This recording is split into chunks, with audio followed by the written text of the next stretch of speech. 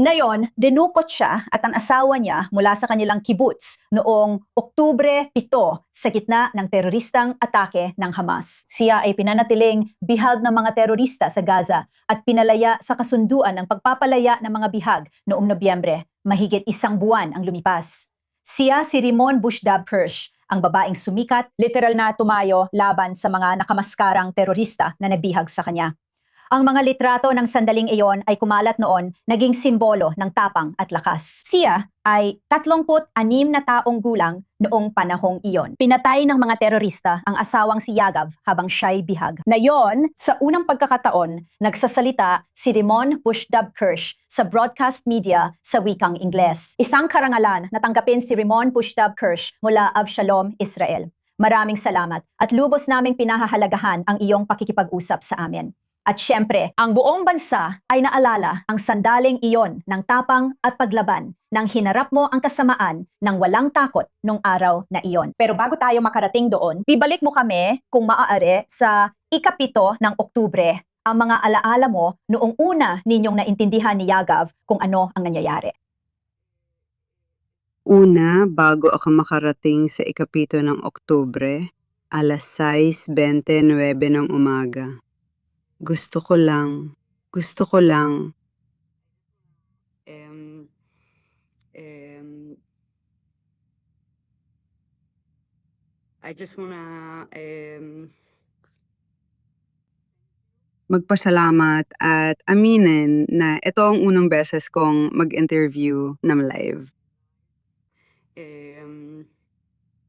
Na walang makeup at ayos ng buhok pero may isa akong matalik na kaibigan na nandito, hawak ang aking kamay.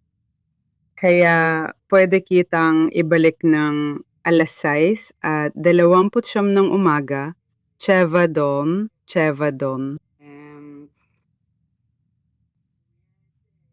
Meron kaming 5 aso nun at lahat ng 5 ay tumakbo papunta sa kwarto kung saan ako naroon.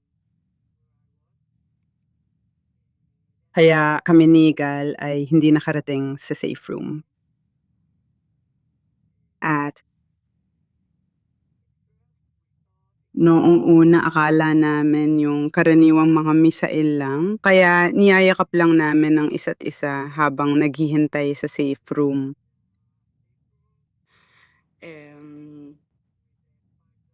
Kasama ang 5 aso at 5 pusa pero sa pagkakataong ito ayaw naming palabasin ang mga aso.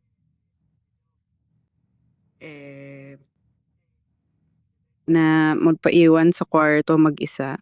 Kaya nanatili kami kasama sila habang nagsisinungaling sa parehong pamilya namin na nasa safe room kami. Ay ayos lang lahat at nagkasakit ako ilang minuto pagkatapos.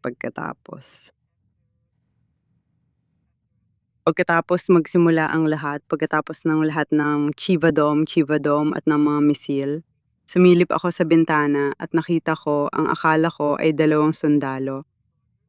Dahil sila ay nakasuot ng isang uniforme. At pagkatapos ang asawa ko, nakita niya na may dala silang AK-47 at RPG at sinabi niya sa akin, hindi ito mga sundalo kaya. Nagtago kami sa isang kwarto, niwala nga kaming puwang sa ilalim ng kama dahil nagtago kami, itinago namin ng mga aso at pusa. Ang ilan sa kanila may hawak akong kutsilyo. At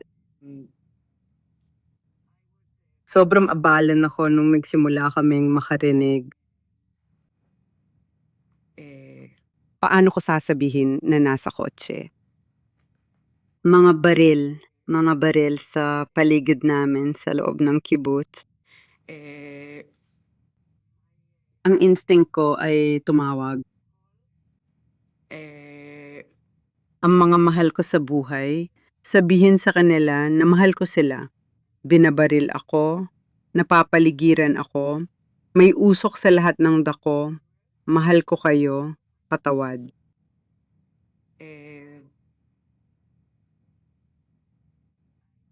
Nakausap ko halos lahat ng mga mahalagang tao para magpaalam. Hindi naman eksaktong paalam dahil kahit na may 25 na teroristang Hamas sa bahay ko, hindi ko kailanman naisip na ako'y kinikidnap o papatayan. Ang naisip ko lang, sige, ito ang sitwasyon. Sa likas kong pakiramdam, ang aking asawa, ang yumaong asawa ko, ay naddusa mula sa CPTSD. Naglingkod siya sa Gaza. Kaya, at siya ay napakasensitibo, siya ay mahinahon, hindi tulad ko. Kaya lahat ng bagay ay para protektahan siya, para manatiling magkasama. Nagawa naming labanan ito ng magkasama. Ang unang teroristang pumasok sa bintana, pero pagkatapos noon may pintong kahoy kami at may 25 terorista na nakasandal doon. Kaya sinabi ko lang sa kanya, Yegav. Itigil ang pag-lock ng pinto, ibinaba ko ang kutsilyo at sinabi kong magyakapan tayo, wag bibitaw, dahil may kutob ako na ito na, ito na. Ito ang sandali na kailangan nating magsama-sama. At saka palaging plano namin ni Yegav na sabay kaming mamamatay. Kaya si Yegav, lumingon siya sa akin. Sinabi niya na mahal niya ako at humihingi siya ng tawad kasi akala niya mamamatay kami. Sa halip, binasag nila ang pinto at pinunit ang mga kamiseta namin. Sinusubukan kaming paghiwalain. Tila hindi nila nagawa. Kaya hinila nila kami palabas habang kami ay magkakapit kami at napakabigat namin bilang isang buo. Kaya inabot ng 5 o 6 na terorista para hilahin kami at ilagay kami sa isang club. Kotse, golf cart, sa ibabaw ng mga bangkay. At mga taga-Gaza, mga sibilyan na dumating para magnakaw, para tumulong. Kaya humiga ako sa ibabaw ng mga katawan, hinawakan ko ang GEV at inilabas nila kami mula sa kibbutz. Nakita namin ang usok na nagmumula sa lahat ng dako. Kasama ng aming kapitbahayan, ito ang sentro ng lahat, ng mga pagdukot, ang mga dinukot, ang mga pagpatay, lahat-lahat. Nang inilabas nila kami mula sa kibbutz, naalala kong tumingin ako sa bukid at nakita ko ang maraming sibilyan na tumatakbo papalapit sa akin. Sigurado ako nung una na ganun niya. Mga Israeli mula Neve Yehuda na darating para iligtas kami. At pagkatapos ay tiningnan ko ulit at nakita ko ang bisikleta namin ni Yegav na may bigat na mga 70 kilo na hinihila papuntang Gaza at nakakita ako ng maraming bangkay sa daan.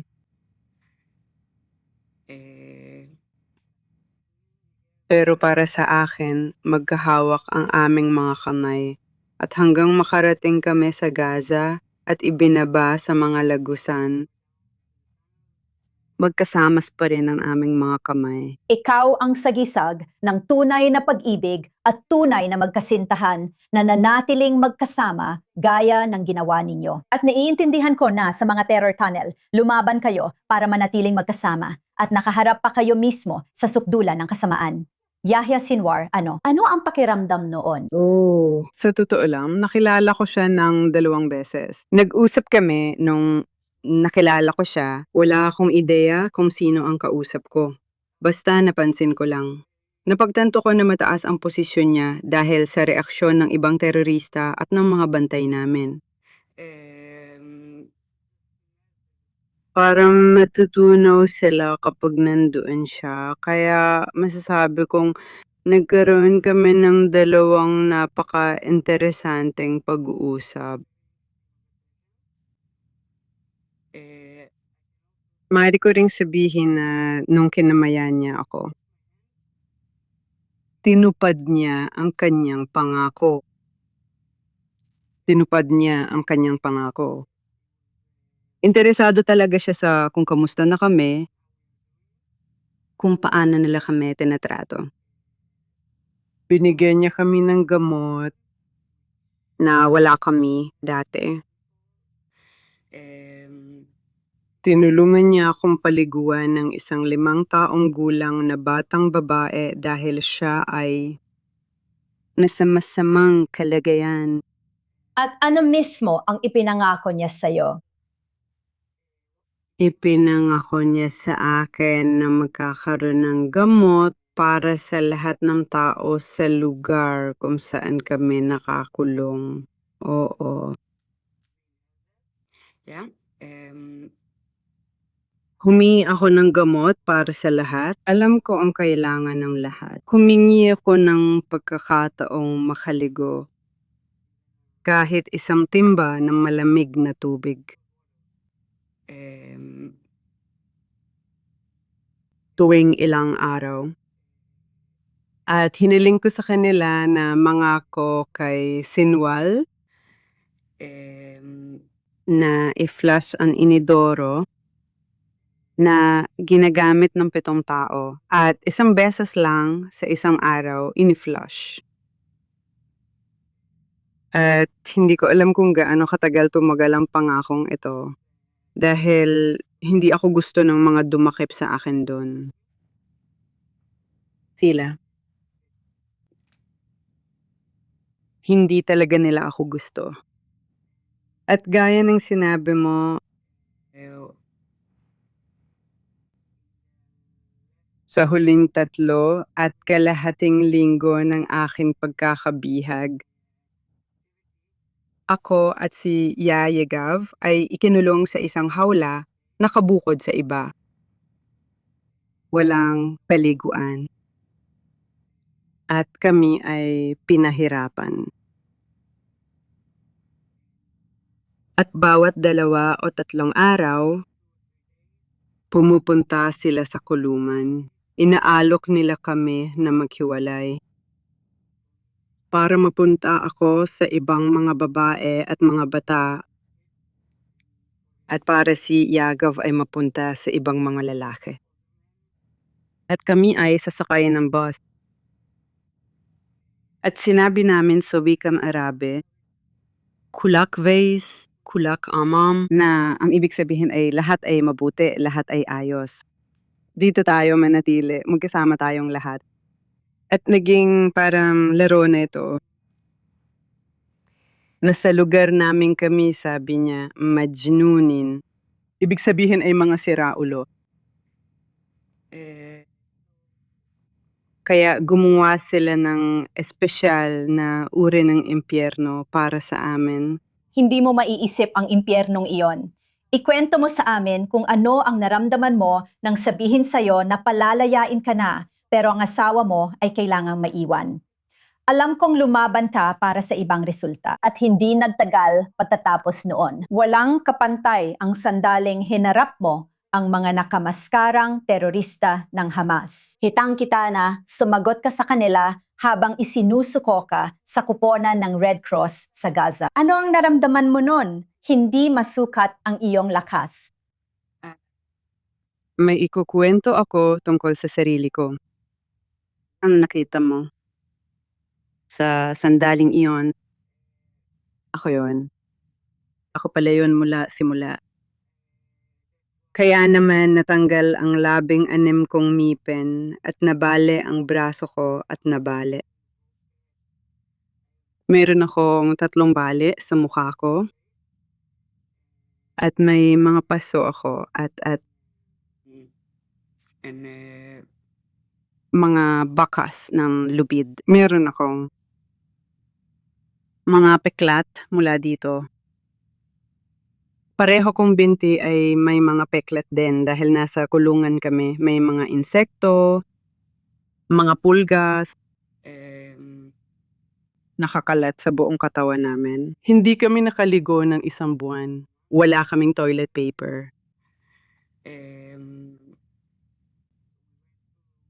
Dumaan kami sa psikolohikal na pagpapahirap at pagkatapos ay pisikal na pagpapahirap sa akin habang bihag si Yegav at pinipilit siyang manood.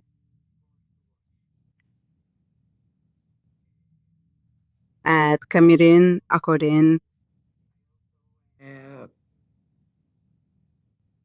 inabot ako ng ilang buwan, higit pa nga. Bago ko napagtanto na ako ay naabuso ng sexual noong nakarating ako sa Gaza. Dahil noong nakarating ako sa Gaza, ginawa nila. Pinaghubad nila ako para sa inspeksyon.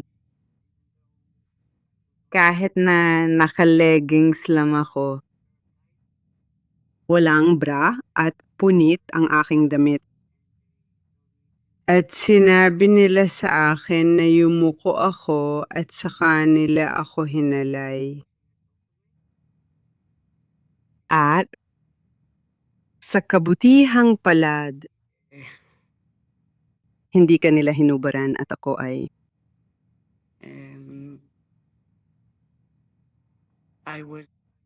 ay nakatutok sa isang babae na panatilihing Raymond. ligtas siya. Isa kang bayani ng Israel na humaharap sa kasamaan, nananatiling palaban. Tungkol ito sa iyo at kay Jacob. Pinahahalagahan namin ang pakikipag-usap mo at salamat sa pagsama mo. Salamat. Gusto kong magpasalamat sa mga kamangha-manghang taong nakapaligid sa akin mula sa iba't ibang panig ng Israel at Estados Unidos at sa iba pang lugar. Sa buong mundo, maraming pagmamahal ang natatanggap ko at labis kong pinahahalagahan. Salamat. Ramon, salamat sa pagsama sa amin. Salamat. Walang anuman.